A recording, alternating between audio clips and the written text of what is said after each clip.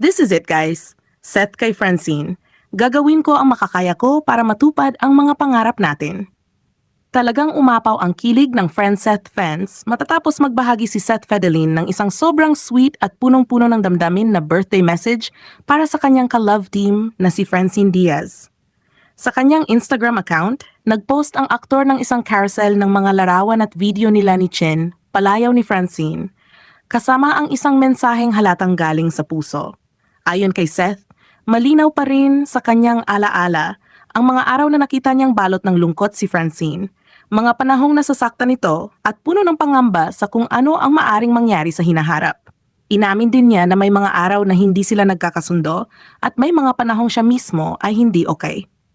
Ngunit kahit kailan, hindi raw ipinagkait ni Francine ang komunikasyon, ang pakikinig, ang pagbabahagi ng nararamdaman, at ang pag-unawa sa isa't isa. Dagdag pa ni Seth, sa mga susunod na araw ay mananatili siyang nasa tabi ni Francine. Handa siyang maging kaibigan na makikinig at sandalan kapag katahimikan ang kailangan.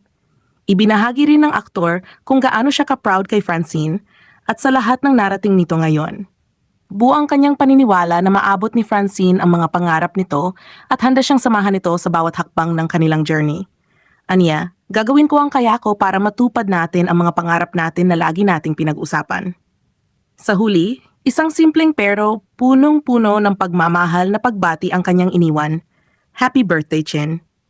Hindi na nakapagtataka kung bakit super kilig ang Friend-Seth fans.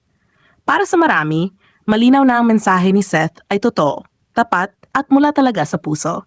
Kung nagustuhan ninyo ang video na ito, huwag kalimutang i-like, i-share at i-subscribe sa aming channel.